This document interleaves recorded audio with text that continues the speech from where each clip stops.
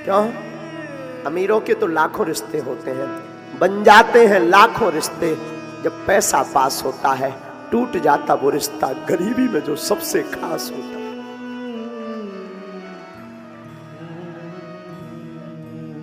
अमीरों के तो लाखों लोग होते हैं। अमीर के लड़के के विवाह में भी करोड़ों रुपए का मुफ्त का गिफ्ट आ जाता है। अमीर की बेटे के विवाह में भी करोड़ों रुपए की गिफ्ट आ जाते हैं, सोने के, चांदी के, तरह तरह के। और गरीब के बेटी तक के विवाह में 500 का लिफाफा नहीं जाता। माफ करना, कभी किसी गरीब के घर पर तुम जाकर देखना, जो तुमसे बहुत नीचे हो, उसके घर पर जाकर देखना, वो अपनी जी जान लगा देगा तुम्हारे स्वागत में। तुरंत पोंछा लगाएगा, तुरंत कुर्सी डालेगा, तुरंत पानी को पूछेगा, तुरंत भोजन। बड़े आदमी के घर पर जाना, तुम्हें नौकरों जैसी हालत करेंगे। पीना हो पियो, खाना हो खाओ, ना खाना हो ना खाओ। इसलिए हमने अपने जीवन में सिद्धांत बनाया है कि धाम पर जो भी चढ़ोतरी आएगी उससे गरीब बेटियों का विवाह करेंगे। हमने बहुत सहा साधु, बहुत सहा। ईश्वर किसी को गरीबी ना दे। वर्तमान जिंदगी में गरीबी सबसे बड़ा दुख है। और तुम्हें बड़ा आदमी बनना है ना, बहुत धक्के खा लिए तुमने, बहुत अपनी हंसी उड़ा ली है। तुम्हें बड़ा आदमी बनना है तो आज की कथा में ये टोटका उपाय, ये उपाय तुम जिंदगी में काम तुम्हारे आएगा। किसी से आशा रखना बंद कर दो। आज से ही कर्म पर और प्रभु पर भरोसा करना प्रारंभ कर दो। कोई भी तुम्हें उधार नहीं दे सकता है, कोई सहयोग नहीं दे सकता। ये सब कहने की बात है। गरीब आदमी आशा में मर जाता है कि ये आदमी हमारी बुरे समय में मदद देगा, कोई नहीं देता है। अमीरों का तो हर दिन त्योहार होता है, गरीबों के घर पर जिस दिन सब्जी बढ़िया बन जाए, पूरी बन जाए, वो दिन त्योहार बन जाता है। वो दिन त्योहार का होता है। गरीबों से पूछना, जिनका कोई नहीं है उनसे पूछना, वो अंधेरी रात, वो लोगों की खिल्ली उड़ाना, वो परिवार वालों के ताने सुनना, क्या बीतती उन पर, क्या बीतती। उनका दिल जानता।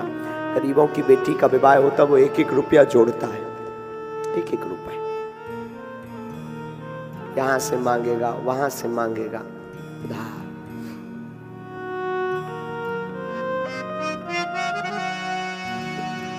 इससे मांगेगा, मांग करके बेटी के विवाह में इतनी व्यवस्था जोड़ेगा, इतनी जोड़ेगा, अपनी जी जान लगा देगा।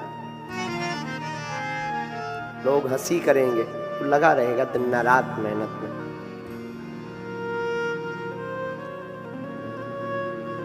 भगवान गरीबी किसी को ना दे। उसका वो अंधेरा, उसकी जिंदगी का अंधेरा।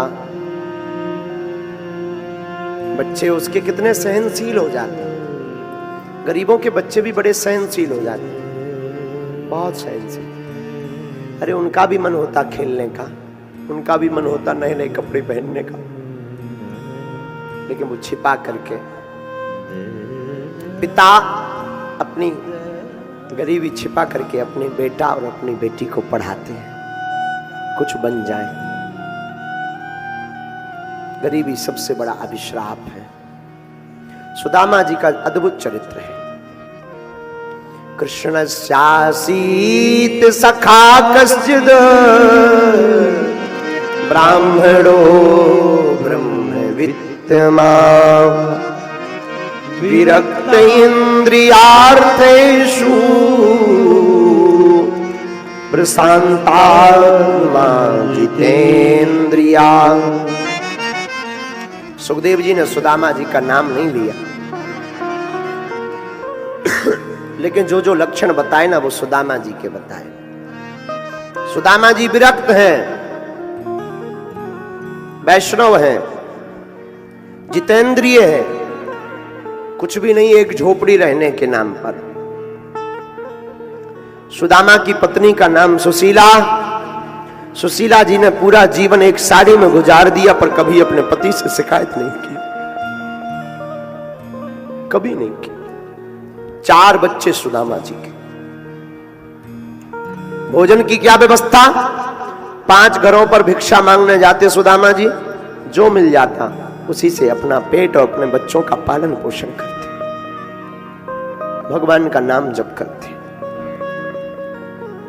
कई लोगों ने कहा सुदामा जी को, तुम भगवान का नाम लेते रहते हो, राज दरबार आया करो, कुछ पद कुछ श्लोक बना कर लाओ, राजा को सुनाओ, राजा खुश होकर तुम्हें दे देगा।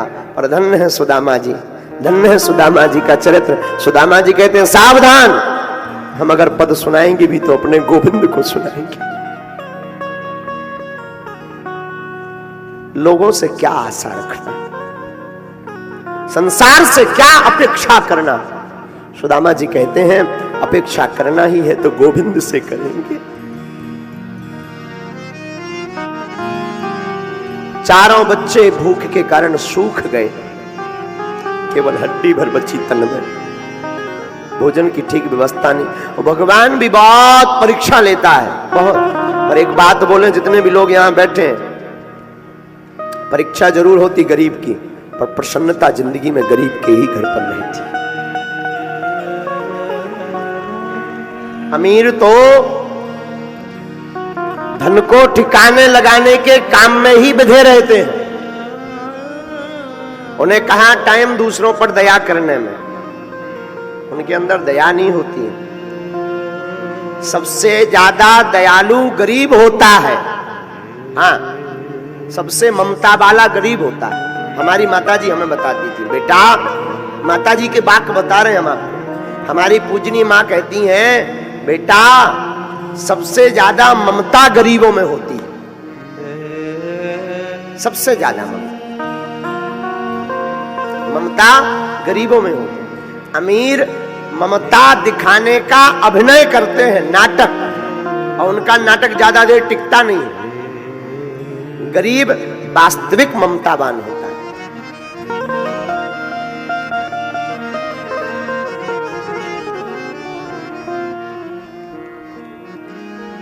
हम जहां रहते थे, आज भी रहे तो हम उसी गांव में रहे, पर अब तो बागेश्वर धाम पर रह रहे हैं। पहले जो हमारा पुराना मकान था गांव में, एक झोपड़ी थी।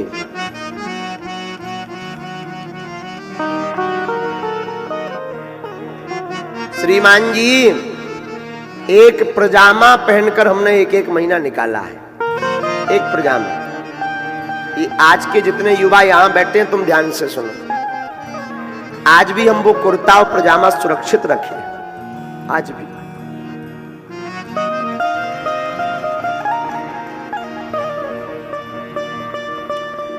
वही पजामा हम शाम को धोने डाल देते थे, और उसी को सुबह से पहनकर स्कूल पढ़ने जाते थे।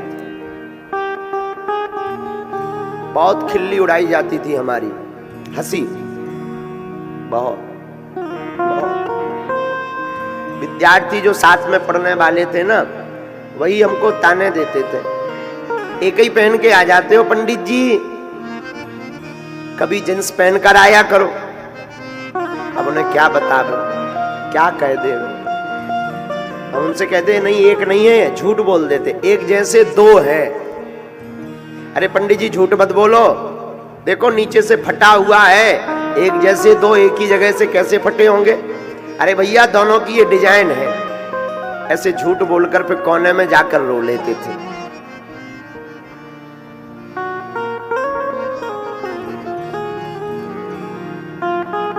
पार्ले जी बिस्कुट चलती थी, एक बिस्कुट का पैकेट खा करके, हमसे एक छोटा भाई है, हमसे एक छोटी बहन है और एक भाई है, तीनों गुजारा करते थे। पिताजी हमारे कुछ काम नहीं करते थे। तब हमने अनुभव किया, आज भी वो बाकिया हमारे चित्त में 24 घंटे रहता है, हटता नहीं। खूब कृपा है हनुमान जी की, कोई कमी नहीं है भगवान की कृपा से, लेकिन वो चित्रण आज भी हमारे चित्त से हटता नहीं है कि उस वक्त का आज भी हमें बाकिया याद है। ये अनुभव हम बार बार कथा से इसलिए बताते हैं कि आप लोग संसार से अपेक्षा मत रखो, जैसे हमारी बिगड़ी हनुमान जी ने बनाई है, आप उन्हीं हनुमान जी पर निष्ठा रखो, आपकी बिगड़ी भी बालाजी बनाएंगे।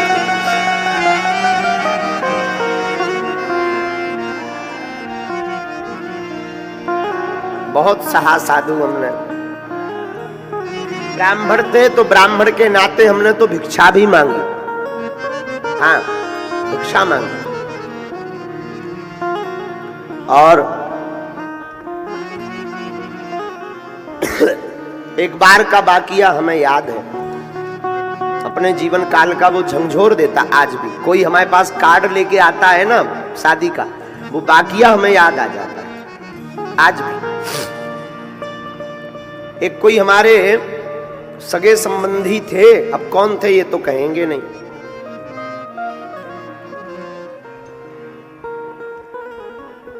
उनके लड़के का विवाह हुआ। उन्होंने हमारे पिताजी का नाम नहीं लिखवाया उसमें, और हमारे पिताजी लोग 6 भाई, सबको निमंत्रण मिला, हमारे पिताजी के नाम से निमंत्रण नहीं आया।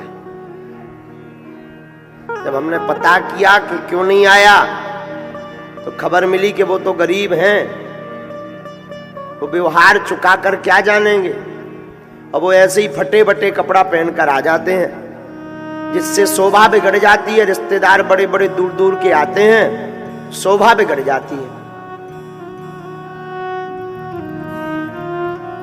हमको खूब रोना आया, खूब। तब हमने प्रण कर लिया था कि एक दिन ऐसा आएगा कि जगह जगह पूजनीय पिताजी का नाम रहेगा। हाँ। और हनुमान जी से जब भी मांगा, हमने कहा सरकार, जो जो हमारे साथ घटनाएं घटी है, किसी के साथ ना घटे, पर एक बार तो दिखाना है। और धन्य है वीर बजरंगबली, ऐसी पूंछ घुमाई कि कल तक जो कार्ड पर नाम नहीं लिखवाते थे, वो आज हमारे पिताजी के नाम से अपना काम चला रहे हैं। हाँ, ये जिंदगी का सत्य वाकया है।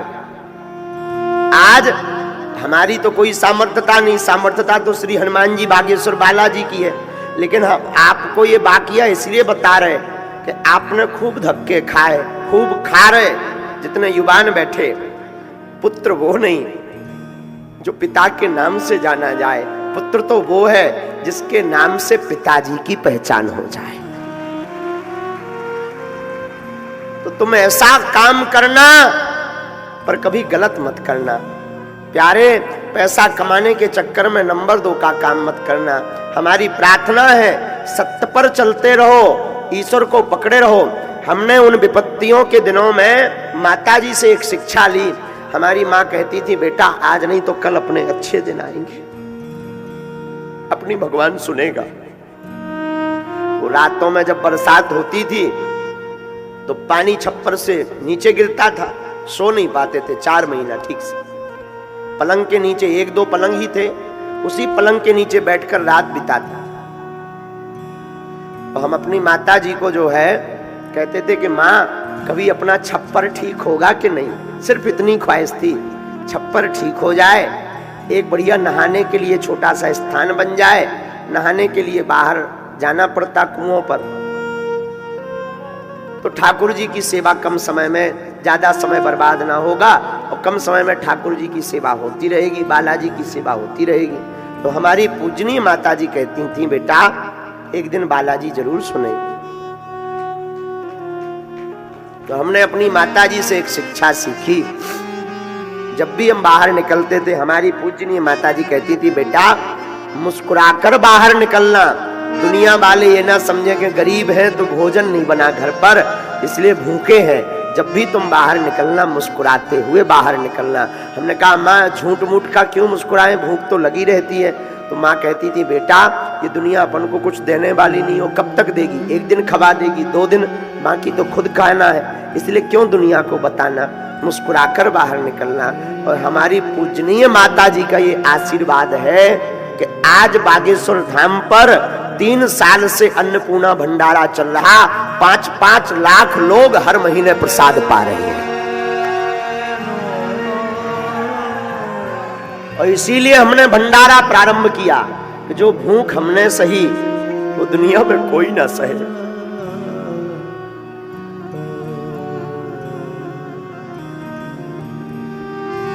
किसी को ना सहना पड़े। जो हमने कष्ट सहे वो दुनिया को ना सहना पड़े।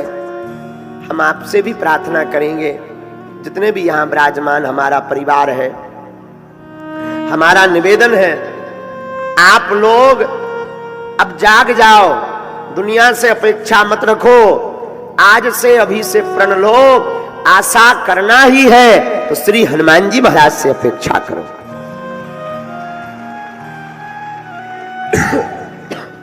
कोई किसी का नहीं होता, सब कहने की बातें हैं कि फलाने हमारे अमुक हमारे मंत्री हैं, विधायक हैं, नेता हैं, अभिनेता हैं। कोई किसी का नहीं, ये सब बोलने की बातें हैं भैया। एक आध कोई होता है ऐसा दानी दाता जो बड़ा वसुदेव कुटुंबकम के भाव से जीता है, और कोई किसी का। और उल्टा तुम बड़े आदमी बन जाओगे तो टांग खींचने वाले और घर के खड़े हो जाएंगे। पक्का है, वही टांग खींचेंगे, आरोप प्रत्यारोप करेंगे। तुम तो मुस्कुराओ और आज से ही प्रण लो कि ऐसा बनकर बताओ कि तुम्हारे माता पिता को तुम्हारे पुत्र या पुत्री होने पर गौरवान्वित महसूस हो, वरना तुम्हारा जीना बेकार है, तुम्हारा जन्म लेना बेकार है। जरूरी नहीं पैसा कमाकर माता पिता का नाम करो, भगवान की भक्ति का धन कमा करके भी माता पिता का नाम रोशन प्रहलाद की भांति किया जा सकता है। ध्रुव जी की भांति भक्त बनकर के भी नाम रोशन किया जा सकता है। तो ठाकुर जी के भक्त बनो। सुदामा जी के 4 पुत्र, चारों भूख से तड़पते रहते। सुदामा जी 5 घर पर भोजन मंगाते, जो मिल जाता उसी से तृप्ति होती सुदामा जी की। सुशीला ने पूरा जीवन एक साड़ी में निकाल दिया, कभी कुछ नहीं कहा। पत्नी वही है जो पति को पतन से बचाकर बुरे दिनों में साथ दे, वरना पत्नी नहीं है। स्त्री का धर्म है, पति के बुरे दिन हो गए तो सहयोग करे, मन से वचन से। पति परेशान हो तो पत्नी का धर्म है अपने पति की हौसला को बढ़ावे, कामयाबी की ओर रास्ता दिखावे। पत्नी का अर्थ ही है जो पतन से बचावे। पुत्र अथवा पुत्री वही है जो अपने माता पिता का मान बढ़ावे। शिष्य वही है जो अपने गुरुदेव का नाम पूरी संसार में पहुंचावे। हमें तो खबर नहीं, हम तो बहुत नालायक और धूर्त हैं, अनपढ़ गवार आदमी हैं हम तो। लेकिन पता नहीं हमारे गुरुजी ने हमको क्यों चुना। हम 10 भाई हैं, चाचाओं के मिलाकर, ताऊहन के मिलाकर 10। हम तो 2 ही भाई हैं, सगे 2 ही भाई हैं। लेकिन जहां बागेश्वर धाम पर हमारे वंश का कोई सेवा करता है, एक ना एक हमारे वंश का पुजारी होता है, तो हमारे दादा गुरुजी ने हमको ही क्यों चुना हमको पता नहीं। पर इतना पता है कि हम अपने गुरुदेव के नाम को नहीं मिटने देंगे। जब तक जिएंगे तब तक गुरुदेव के नाम का झंडा आगे बढ़ाएंगे। और यह प्रत्येक शिष्य का धर्म है, प्रत्येक शिष्य का धर्म है। कई लोग यहां बैठे हैं जो हमको मानते हैं गुरु रूप में, भाई रूप में, पुत्र रूप में, पिता रूप में, जो भावनाएं होती उस रूप में मानते। हमारी प्रार्थना है आप हमसे मिल नहीं पाए, बात नहीं हो पाई, पर मोबाइल टीवी से तो जुड़े हो। और सच ये है कि मोबाइल तो बहाना था, आपको हनुमान जी का बनाना था। यूट्यूब तो एक बहाना था, आपको हमें हनुमान जी का बनाना था। तो आप लोग हमारे हैं, हमारी हाथ जोड़कर प्रार्थना है, हमारे निवेदन को आप स्वीकार करना। आज से ही बुरे कर्म व्यसन, आज से ही बुरी आदतें आप बंद कर दो और ऐसा कर्म करना आप प्रारंभ कर दो कि आपके ऊपर हमें गर्व होवे कि हमारा अमुक गांव का चेला ऐसा काम कर रहा कि संपूर्ण दुनिया में बागेश्वर बालाजी और गुरुजी के नाम का डंका बज रहा। माता पिता के नाम। देखो कुछ भी असंभव नहीं है। हमारे जैसा अनपढ़ गवार, हम ना तो देखो भागवत जानते हैं, संस्कृत तो हमारी और फैल है, पढ़े लिखे हम है ही नहीं है। कोई हमसे कहे कि पढ़े लिखे, ये जो भी हम बोलते हैं ना रोज, कई लोग हमसे कहते महाराज आप नई नई कथाएं बोलते हैं। हम नहीं बोलते, हम तो जब व्यास गद्दी पर बैठते तब आप देख ऑब्जर्व करेंगे कि हम हनुमान जी को कहते कि आकर विराजो, और जब भी भूलने लगते तब उनकी तरफ देख देते। आप हमारी तो देखो, हमारे हम पे का बीतत, हम उनकी तरफ माइक लगाएं कि शायद कहूं बिगड़ जाइए तो आप बीच में आप बोल रही हो हमारी आवाज बना के। हाँ, सरकार पे हम माइक लगाएं, क्यों? पढ़े लिखे तो हम हैं नहीं, स्कूले गए नहीं ढंग से, 12वीं तक हमने पढ़ाई की, बीए करी, लेकिन जैसे ही पढ़े जैसे ही नहीं पढ़े, ठलुआ के ठलुआ है।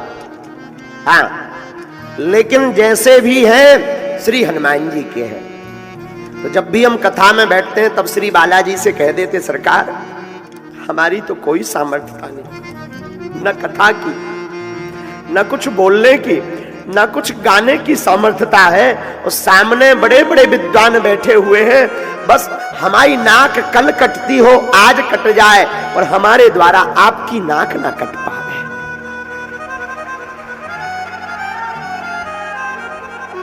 महाराज इसी नाक का और पूंछ का चमत्कार है कि श्री हनुमान जी महाराज ऐसी ऐसी प्रेरणाएं भीतर दे देते कि हम आपको सुना देते, और भगवान की कृपा से वो कथा हो जाती, और जो है अनेक लोगों के जीवन में भगवान की भक्ति प्रकट हो जाती। तो जब हमारे जैसे गवार अंगूठा छाप धूर्त आदमी पर कृपा हो सकती है, तो आप सब तो भगवान के भक्त हो। आपकी जिंदगी में ऐसा कुछ नहीं जो आपको ना मिल पावे।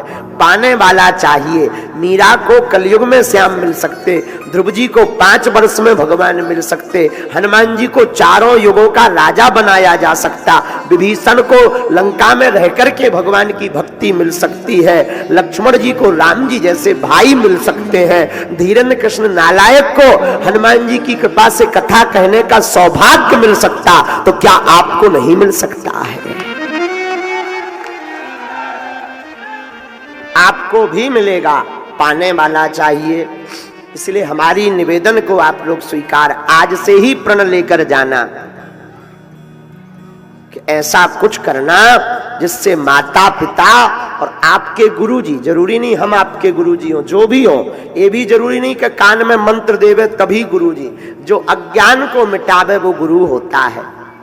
तो आपके माता पिता और आपके गुरुजी को खूब अपने आप में गर्व होवे। हमारे कई शिष्य हैं जिन पे हमें गौरव होता है, गर्व होता है।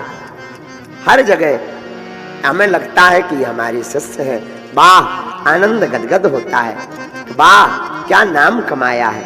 ऐसा ही होना चाहिए। जैसे छतारी में हमारे जतिन जी क्या अद्भुत काम करते हैं। उनका संकल्प ही है गुरुजी हर साल भगवान की कथा यहां होनी चाहिए। ये गौरवान्वित काम है। आप जितने विराजे भगवान करें, आपको भी बालाजी ऐसी सामर्थ्यता दे देवे। काम सफल नहीं हो रहे, आप कहोगे हम करते तो बहुत है महाराज, कुछ हो नहीं रहा, तो लक्ष्मी के 5 उपाय सुनो। लक्ष्मी रुक ना रही हो तो आप अपने घर पर पीले रंग के कपड़ा में चावल रखकर 7 तांबे के सिक्का, 7 तांबे के सिक्का और 5 गोमती चक्र, गोमेत चक्र भी कहते हैं, जो समुद्र में मिलते हैं लेकिन दुकानों पर 2-2, 5-5 रुपया में प्राप्त हो जाते हैं। तो 7 तांबे के सिक्का, 5 गोमेत्र चक्र, पीले रंग का 1.25 मीटर कपड़ा, उसमें 1.25 किलो या 3 मुट्ठी चावल डालकर गुरुवार के दिन श्री लक्ष्मी माता के 108 नाम अथवा पर 3 माला ओम श्रीम नमः, ओम श्रीम नमः, इस मंत्र का जाप करके पोटली को बांधकर अपनी तिजोरी में आप रख लीजिए। हर दीपावली पर उसका पूजन कीजिए, आपके घर पर आई हुई लक्ष्मी ठहरने लगेगी। कभी खाली नहीं रहेगी तिजोरी। जाओ व्यासपीठ से आशीर्वाद।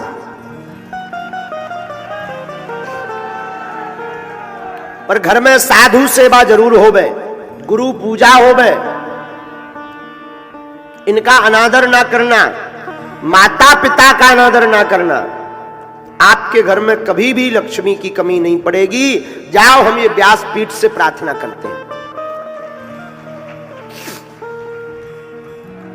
घर में बहुत ज्यादा उपद्रव है तो 7 आटा के दिया बाहर बना के रख लो, देहरी के बाहर। और खड़ा हुआ नमक आता है जो पत्थर वाला नमक, पहाड़ी नमक कहते हैं, उसके 7 डल्ला 7 दाने बड़े बड़े नमक के लीजिए। अपने घर के प्रत्येक सदस्य के ऊपर से 7 बार उतारा करके उन आटा के दियों में वह नमक रखकर सुबह सभी दियों को काले कपड़ा में पोटली बनाकर बहते जल में प्रवाहित कर दीजिए। घर की बुरी लक्ष्मी जो अलक्ष्मी कहलाती है, अलक्ष्मी भग जाएगी, लक्ष्मी का प्रवेश हो जाएगा।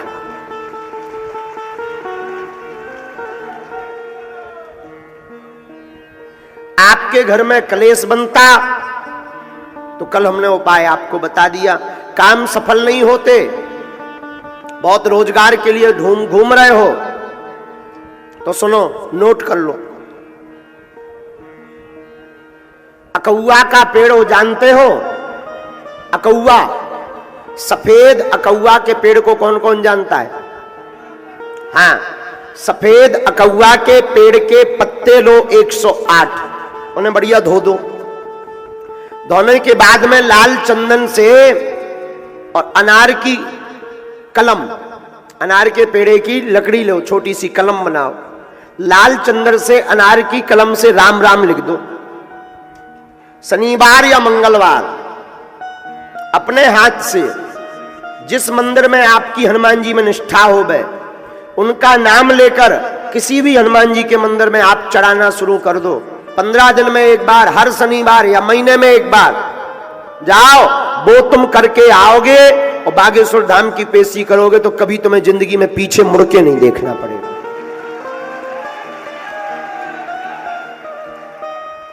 लेकिन कर्म भी साथ में बहुत आवश्यक है।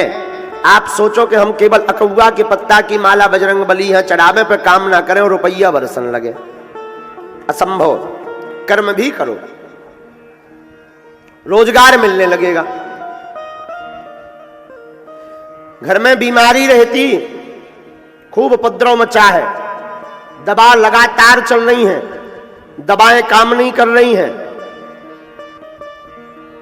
5 आहुति रोज सन्यासी बाबा के नाम की दो। हनुमान चालीसा की एक चौपाई नोट कर लो, बहुत पावरफुल है। नासे रोग हरे सब जपत निरंतर हनुमत बीरा। इस चौपाई का 108 बार पाठ करके 5 आहुति देकर कटोरी भर गंगा जल रखकर फूंक कर रोगी को पिलाना शुरू कर दो। रोज 40 दिन तक दवा असर करने लगेगी। विश्वास पूर्वक भर करना, बीमारियां हटने लगेगी। घर में बहुत दरिद्रता है, बहुत गरीबी है, कुछ भी सूझबूझ नहीं रहा। अपने घर पर आप भगवान कृष्ण का सुदामा जी वाला चित्र रखो, और वह चित्र रखो जिसमें भगवान सुदामा जी के तंदुल खा रहे हो, इसे द्वार पर टांग दो। और पंचमुखी हनुमान जी का चित्र भी एक अंदर की तरफ से एक बाहर की तरफ से, सुदामा जी का चित्र होना चाहिए आपके घर के अंदर जिसमें भगवान तंदुल खा रहे हैं। तंदुल मतलब चावल, वह चित्र भीतर की तरफ कर दो। पंचमुखी हनुमान जी या बागेश्वर बालाजी का चित्र मेन द्वार पर आप टांग दो, बागेश्वर हनुमान जी का। आपके घर में भूत पिशाच प्रवेश नहीं करेंगे, और जैसी सुदामा जी की बिगड़ी बनी एक दिन आपकी भी बिगड़ी बनेगी। बाकी उपाय आप ये बागेश्वर धाम चैनल है, इस पर आप पूरा विस्तार पूर्वक देख लेना। जो आज बोला है उसको बैक करके देख लेना। बाकी दमोही में जो कथा है 24 तारीख से 1 जनवरी तक अन्य उपाय आप लोग प्रश्न लिखकर भेज देना कि और कौन सा उपाय आपको चाहिए। वो उपाय हमारे शास्त्रों में है, उन उपायों से ही आपका कल्याण हो जाएगा। और बढ़िया उपाय अगर कोई हमसे पूछे कि गुरुजी आपने क्या किया, पूछो गुरुजी तुमने क्या किया। हमने तो सिर्फ गुरुजी के चरणों को पकड़ा।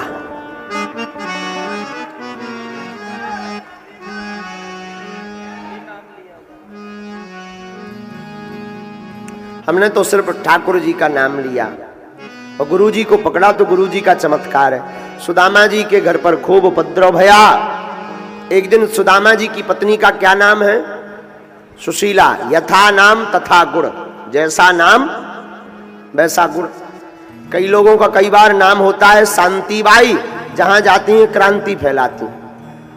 हाँ, नाम रखते हैं शांतिबाई और जहां जाती क्रांति फैलाती हैं, इससे लड़ेंगी उससे लड़ेंगी। एक माता जी का नाम था प्रेमबाई, नाम बहुत अच्छा था प्रेमबाई, लेकिन जहां भी बैठती थी वहीं गुस्सा करके आती थी। तो हमने कहा कि नाम बदलो अपना। नाम की बड़ी महिमा है। सुशीला जी का तो जो नाम है वैसा गुण है। कई लोगों का नाम कुछ और होता है और गुण कोई और होता है। जैसे एक व्यक्ति का नाम था तेज सिंह। क्या नाम था? तेज सिंह। लेकिन जब वो चलते सो कछुआ भी आगे निकल जाए। हमने कहा भाई नाम इनका तेज सिंह मत रखो, इनका नाम रखो धीरे सिंह, क्योंकि बड़े धीरे। हाँ, एक व्यक्ति का ऐसे ही नाम था, वो कंधे पर बंदूक लिए खड़ा था। बोले नाम क्या है? बोले शेर सिंह। बोले बाप का नाम? बोले शमशेर सिंह। बोले कंधे पर क्या है? बोले बंदूक। बोले खड़े क्यों? बोले कुत्ता भौंक रहा। बताओ। कहा भाई नाम बदलो। नाम शेर सिंह, बाप का नाम शमशेर सिंह, कुत्ता भौंक रहा है तो कप रहे हो। एक दिन जो है सुशीला ने अपने पति सुदामा जी से कहा, महाराज हमने सुना आपके पति द्वारकाधीश हैं, द्वारका जाओ हुजूर, द्वारका जाओ हुजूर, द्वारका जाओ हुजूर, द्वारका जाओ, आप द्वारका जाओ। सुदामा जी बोले क्यों? हमने सुना आपके मित्र द्वारकाधीश हैं। आपको किसने बताया? एक महात्मा जी ने बताया। देवी हैं तो, लेकिन कैसे जाएं? मित्र के घर पर, राजा के घर पर खाली हाथ नहीं जाना चाहिए, कुछ लेकर जाना चाहिए। तो सुशीला जी पड़ोस से 3 मुट्ठी चावल मांग कर ले आई। अपनी साड़ी के पल्लू को फाड़ कर उनमें चावल बांध कर दे दिए, इन्हीं को ले जाओ। सुदामा जी